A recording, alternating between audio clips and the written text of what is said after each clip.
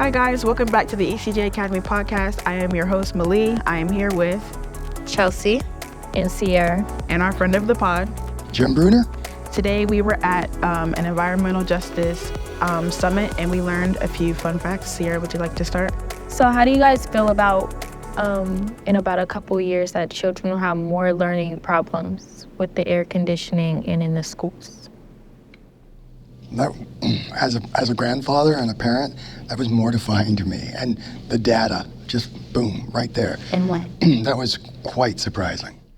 It didn't surprise me that there would be learning problems because of lack of air conditioning because my school just got air conditioning 2 years ago. And I know people that were in that school before I was there and then years before I was there. And to think they went through high school, middle school, whatever, in a school that has no air conditioning is mind blowing to me. I would not have been able to focus. I didn't really have like a whoa, but I would say I was shocked, but I wasn't at the same time because with everything going on and with there being a little bit of a baby boom now, you can kind of see that in the children. Pregnant mothers are having problems that affect their children that are being born now. Mm-hmm. A lot of my cousins, not a lot of them, a couple of them have autism and stuff like that. So they already have their own struggles. And then on top of that, they have to go to school with no air conditioning. And then with everything going on, that's just another thing that we really don't need to add. Yeah. I feel along with schools that have no air conditioning, there are homes in certain counties and cities that also have no air conditioning or don't have clean water. And I think it's really sad that there are places where people have to grow up and raise their children. In the 21st century in the United States. Which is ridiculous because technology is way too advanced for us to have areas that are breaking down the way they are. It's getting ridiculous at this point. One of the pieces of data, the GIS data, that shocked me were when they overlaid the maps of diseases and the vulnerable communities, and then when they did this survey of those same vulnerable communities, those vulnerable communities didn't list environmental justice as being high for the exact reason that you just talked about. You lived in it, you've gone to schools without it. So they don't see it as a problem until we present them with data, and more importantly, until we present them with tools where they can prove this for themselves. Mm-hmm. Because we all know you learn more when you do it yourself, when you learn from that mistake, and then you incorporate that into your learning. But that data, that survey just really shocked me. Do you think there's any way for the government to find an actual problem with that because they don't really care? I feel there's always a way to find a problem with something, but if you're well trained and your data is significantly provable and consistent, then data doesn't lie. Would you say people oversee that because they think that there are bigger things? One of the speakers said, when you present something like that, when they have rent due and they have other things due, how can you just be well, forget about all that. This is environmental climate justice. It's kind of hard to look at someone who is really struggling with rent. And, we have food stamps and we have all stuff in that alley. How do we just bring that out? Oh, well, you have this, but you also really need to focus on the schools that have no air conditioning, the households that have no air conditioning. What we're eating, community, the highways. Yeah. I think the answer to that question, from my place of privilege, I'm owning that, is diversity. Not everybody has to be solving this one problem. We can have people solving other problems and focusing on other solutions. And that is the only way that's going to happen, is everybody has to make this a priority. As human beings, come on, you guys know that's not going to happen. What we actually need to do is diversify and give other kids the opportunity to do the things that they might be interested to do and the grace to do it. So not everybody is so focused on Maslow's hierarchy of needs and just trying to survive. We give a few of them the opportunity to prove this, and we might be able to lessen that impact.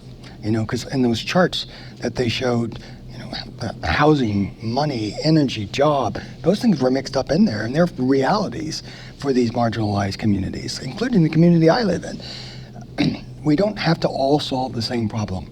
We all have to know that there are more than one problem to be solved, and we have to use our skills and our passion and the data and technology to maybe find better solutions to make it easier to solve more than one problem. What do you guys think of that?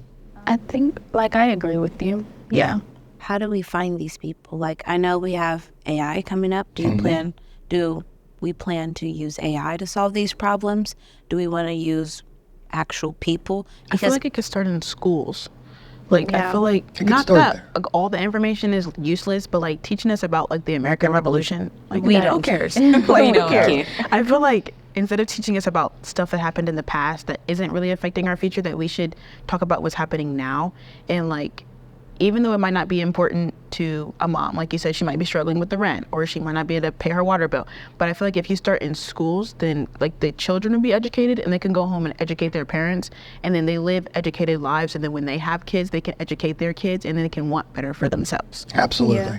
Well, I know for my environmental science class, we do talk about like the climate changes and everything like that. I don't know if you guys do though. You don't. Yeah, okay. I don't even know if we have an environmental like climate class at my school. Like no clubs, no sports, nothing. What do you guys know about the cherry trees in Washington, D.C.? The cherry blossoms? I know a little bit about them. You know how beautiful they are? You know they had to remove like 2/3 of them this year? Why? Climate reality. The brackish water from the sea and the Potomac River was infiltrating their roots. And so one of the most iconic images in Washington, D.C. has been partially eradicated now because of climate reality, not change, reality. I think it's disingenuous of us to not start talking more about environmentalism in our schools, because this is literally your future and your children's future.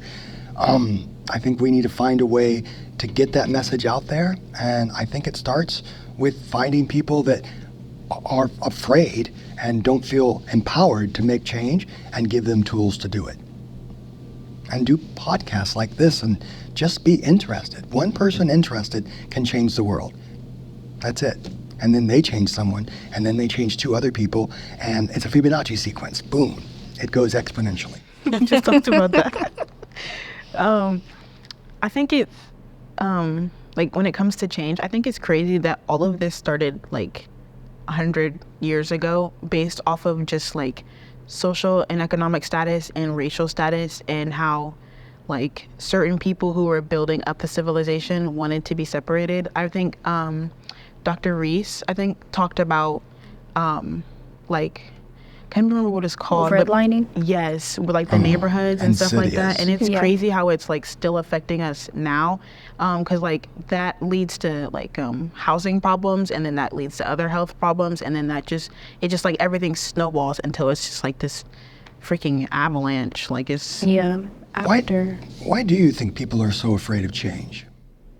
because they're just used to what they're used to, I guess.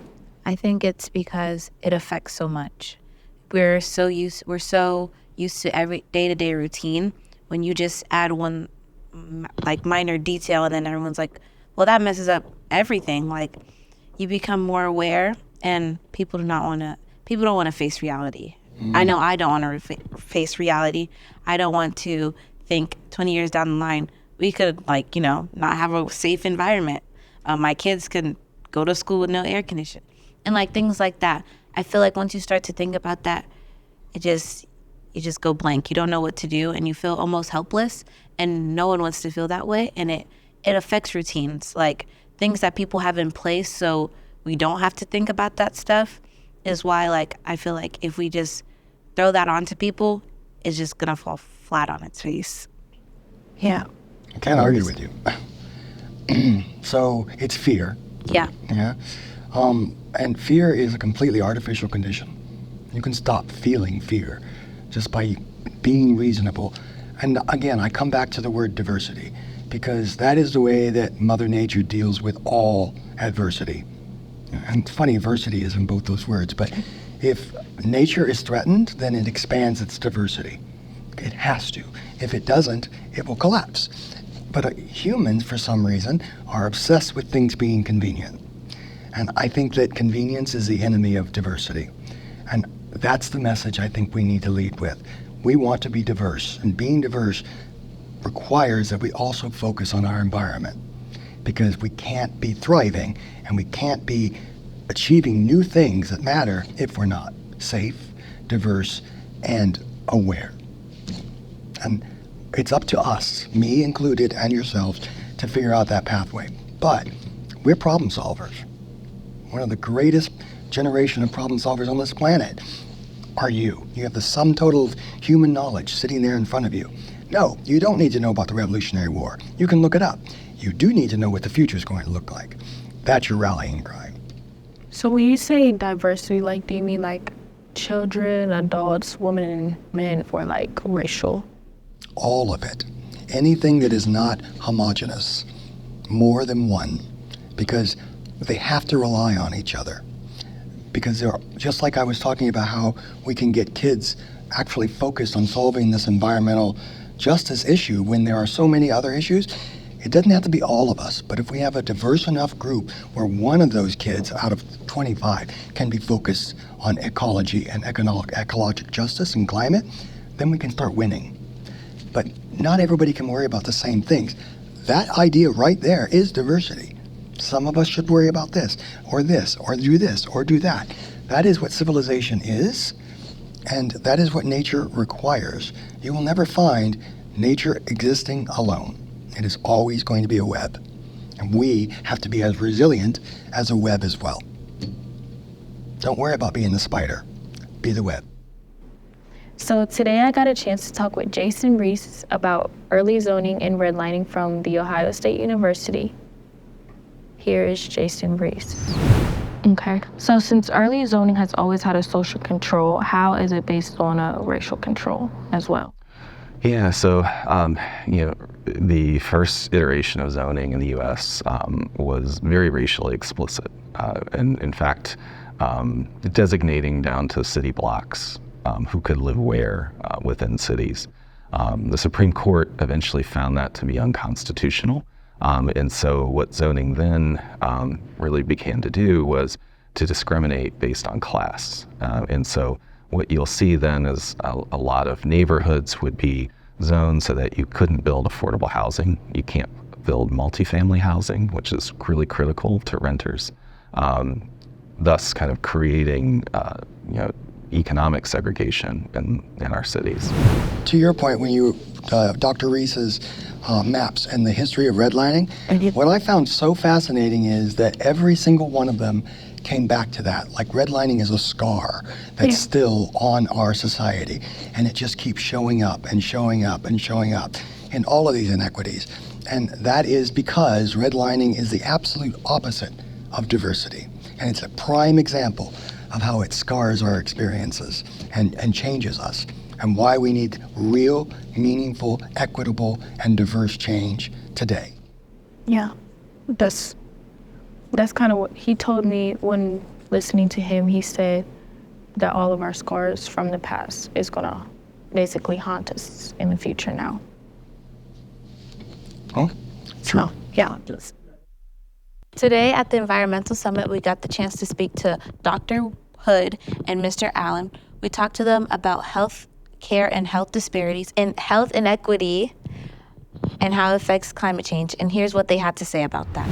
Is the research you guys conduct only based on African American communities? No, primarily African American communities, because those are the communities that are most adversely impacted. Just look at the recent train derailment in East Palestine, Ohio. They're, right up the street there. Well, that wasn't an African American community. It was a community that was disproportionately impacted by that derailment and the compounds that, leaked from those cars, of course, to burn as well. And so that qualified that community as an environmental justice community. So, but yes, I work predominantly in African American neighborhoods. And for across me, the United States, yeah. Yeah, so for me, it just happens to come out that way. When I do health equity work, the question really becomes, we start talking about health equity, It means creating the conditions where everyone, no matter who you are, race, religion, sexual orientation, everyone has the same opportunity to achieve the best health possible. However, you can't really talk about health equity, which is not race specific. But when you begin to talk about health equity and you begin to start using data to understand who is disproportionately impacted by many of these issues, they oftentimes tends to be people of color. Now, not always, because some of the worst inequities that we see, a lot of them are in Appalachia, which is predominantly white. And so, but in terms of the research that we do, when you begin to start asking the question, as I did this morning in the summit, where can I find these health conditions that are simultaneously at their worst levels in the same neighborhoods? And then you begin to do a demographic analysis, they tend to be overwhelmingly represented by people of color.